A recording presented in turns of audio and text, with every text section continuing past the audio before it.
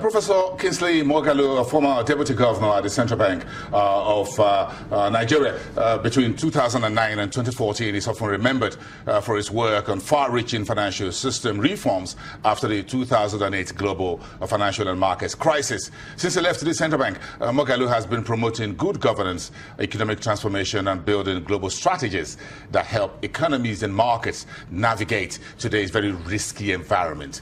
This is Professor Kingsley Moghalu live here on Business Morning. Good morning, Professor. It's good to have you here. Morning. We appreciate having you. Thank you for having me. Thank you for this interview. Professors are always known never to stop working. So they're always researching, they're always reading, and they're always doing something new. So what have you been doing? What are you pursuing at the moment, and why? My immediate initiative now is the establishment of a new think tank in Nigeria called the Institute for Governance and Economic Transformation.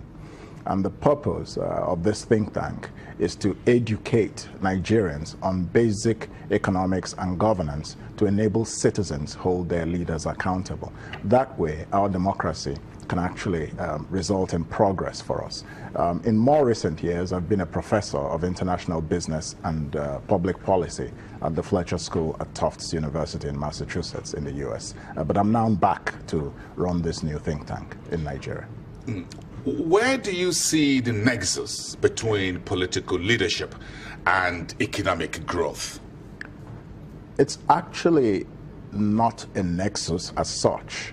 But the two are joined at the hip. Without effective political leadership, there can never be economic growth, development, and transformation in any country. And the reason our country has had economic challenges for so many decades is precisely because our political leadership class has failed. Why have they failed? They have failed because they're incompetent. They have failed because they do not have the intellectual knowledge base and the vision that is required to create economic transformation. So the future will have to be different from the past if we are to make progress. What type of political leadership would you want to see in practical terms? Yeah. In practical terms, you know, the type of political leadership Nigeria needs is a leadership that is focused on what the people of Nigeria need, and that is how to create stability, inclusion. You know, you've got to have an inclusive governance style. You've got to have an inclusive economy that focuses on ordinary people. How do people create new businesses? How do you create jobs? The government doesn't create jobs. The government creates an environment where jobs are created.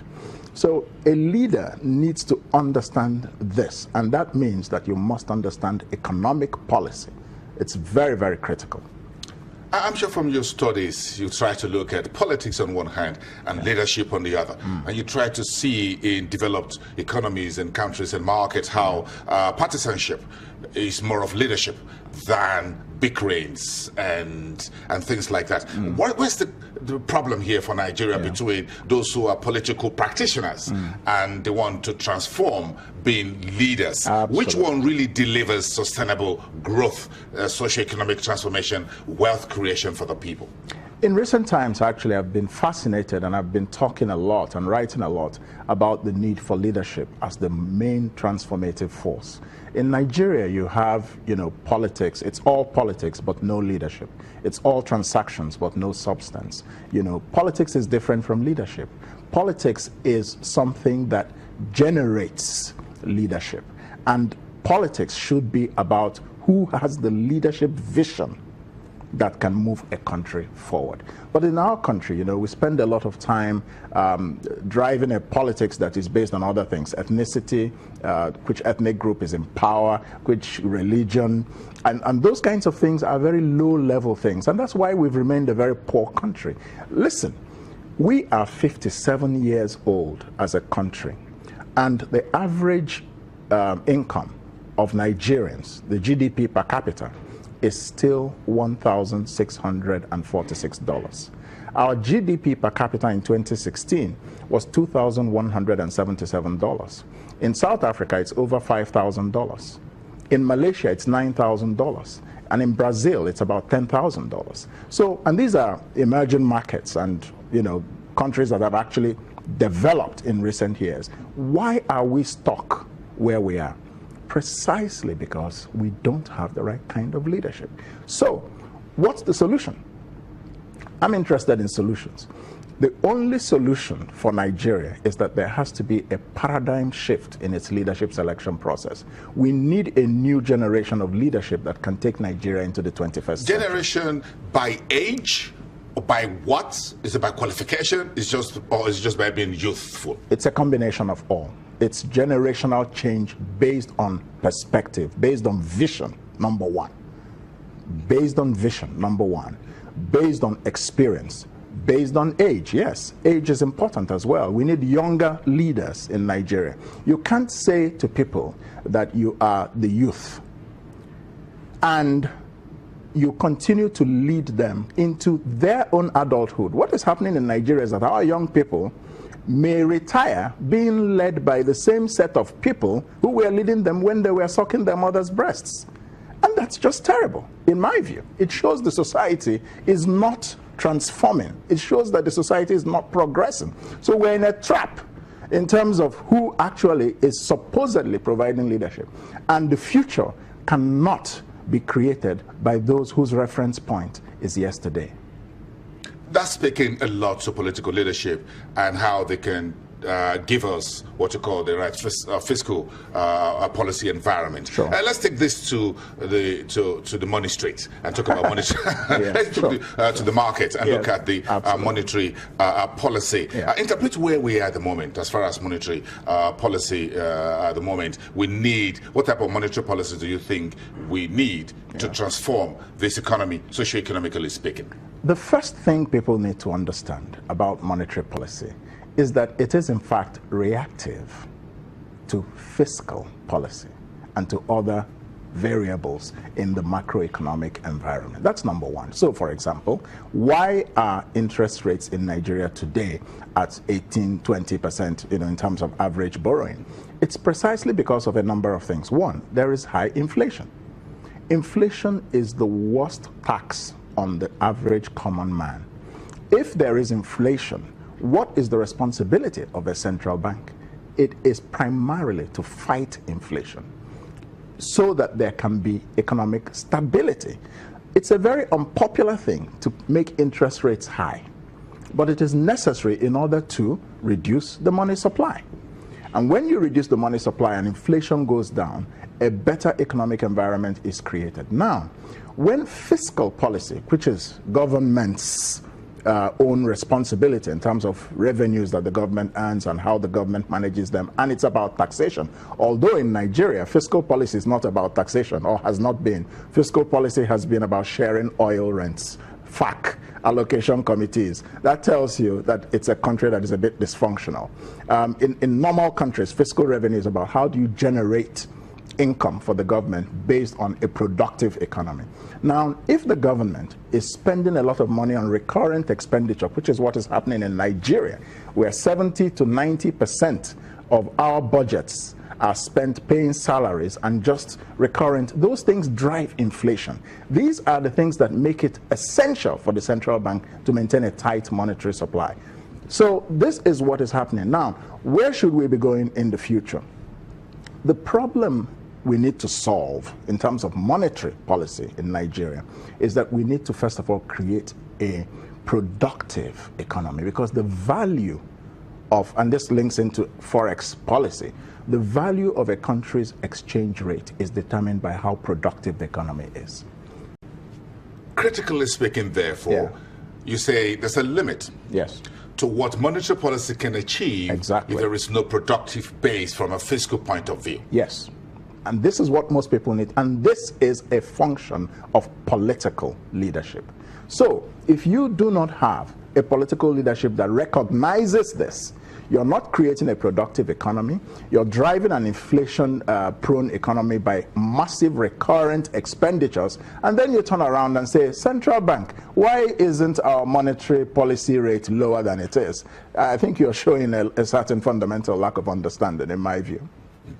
So, you just touched on foreign exchange, which is at the heart of it all. You devoted a section of your presentation on Wednesday, the Institute of International Affairs, to what you call a foreign exchange conundrum. Yes. Explain this. We have a massive foreign exchange conundrum in Nigeria. We know that the value of the naira is determined by mainly one commodity, and that is not what should be in a normal economy, and that is the price of a natural resource. That natural resource gives us dollars, and it is those dollars that determine the value of our legal tender. So the more reserves we have, the stronger the value of our currency. The fundamental economic question is this: when you are an import economy, it is very convenient to have a strong currency because everybody wants to import and they want to spend less importing. But at the end of the day, no wealth is being created for that country. What makes a country wealthy is exports. Therefore, when goods are exported, the country earns more. And that becomes the basis for a productive economy. So until we shift our economy, diversify our economy, not from oil into exporting yam tubers, no. Not from oil into exporting raw solid minerals, no. Not from oil into exporting raw cashew nuts, no. That is not economic transformation. What is necessary is productive manufacturing that is value added. And if you export that to West Africa and other African countries, you will be able to earn a lot of foreign currency. And that is how the value of the naira will be determined by market forces fairly and properly. So what we now have, the conundrum we have, is that because Nigerians have gotten used to cheap dollars, they want the naira value to the dollar value to be 1 naira to $1. Right? Because that will enable them to import. That will enable them to go to pilgrimages cheaply. That will enable them to do all sorts of things, send kids to school abroad. But you are not producing in your own economy. So the conundrum is this: the central bank is now faced with a political problem that people react very negatively when they feel that the price of the dollar is getting very high. And so the central bank is tempted to do what has been happening in recent times, trying to artificially maintain the value of the naira to the dollar.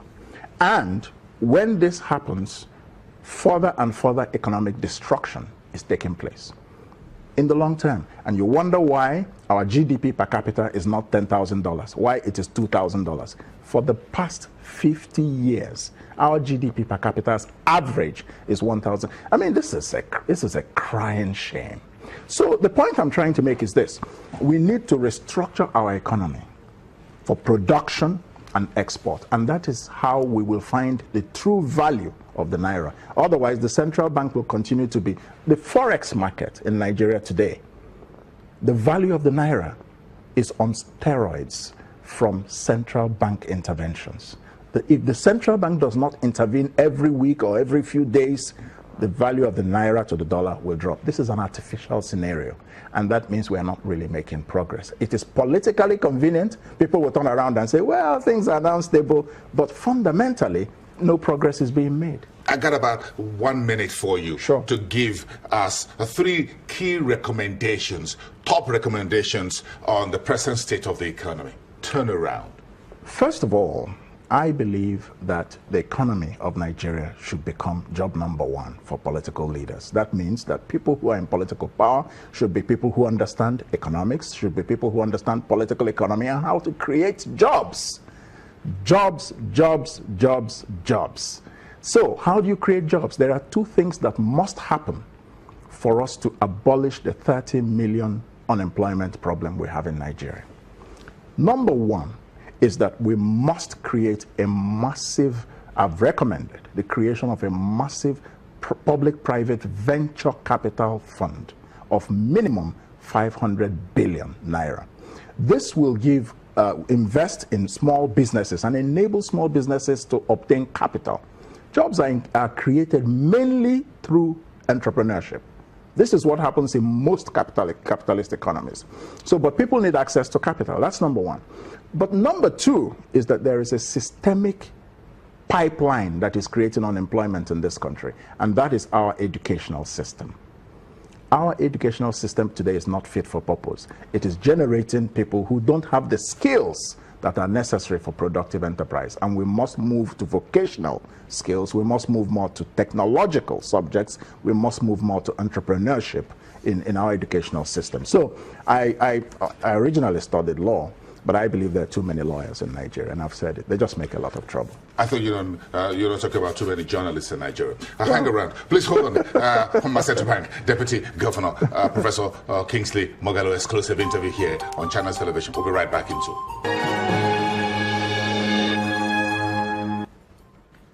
Let's chart to reading for leading with Professor Kingsley Moghalu, former Deputy Central Bank Deputy Governor, now the founder and president of the Institute for Governance and Economic Transformation. Thank you very much for sticking by. So what books are you reading at the moment, and what are you writing? Well, I'm reading, first of all, a book written by James Robinson and Darren Acemoglu. These are two professors at Harvard and MIT. And that book is called Why Nations Fail: The Origins of Power, Poverty, and Prosperity. Why are all of you folks reading this book? I've spoken to a few professors, and all of them seem to be reading this book, Why Nations Succeed and Why Nations Fail. Because, you see, if you want good governance, if you want leadership that is transformational, that moves people from poverty to prosperity, which I think is the challenge we face in Nigeria, you've got to try to understand what's the secret sauce. Why are some nations rich and some others are poor? So when you read books like this, you understand why. This particular book, for example, talks a lot about institutions. Independent institutions are a very essential prerequisite for the prosperity of any nation, because they create a level playing field for economic activity, and even to protect the citizen from the excessive power of the state. So you find how this book talks about how several societies have achieved prosperity by creating strong institutions. Let me give you a practical example in Nigeria. In Nigeria today, we talked about foreign exchange conundrums, right? And the central bank's role in forex policy has been a bit controversial in recent times. One of the weaknesses, or one of the regrets we have, personally I have, is to find that the Central Bank of Nigeria over the last few years, certainly since mid-2014, has not been independent. I've made this position very clear on the record. And that's one of the reasons that our economy is in such a terrible shape today. So go back to the beginning of our conversation about leadership. Yes. What should Nigeria's leaders, political leaders, be reading and why? So they should be reading books like Why Nations Fail, to find out why, as politicians, they should not be interfering in institutions such as the central bank. They should find out why they should not be interfering in institutions such as the Securities and Exchange Commission, such as the EFCC. They should find out why they should simply provide leadership and allow technocrats to do their job. Don't interfere in the judiciary. So they should be reading these kinds of books. I would also recommend a book that is very, very important, I think, to our situation. And that is this book, Emerging Africa: How the Global Economy's Last Frontier Can Prosper and Matter. I happen to have written it. Just an accident. But I think it's a very important book for our readers. I'm not going to read it by accident. The final question, and you got about 1 minute. What are you writing? Ooh. Give me an idea of what... yes. I am working on a new book. And I think that's all I'll say at this point.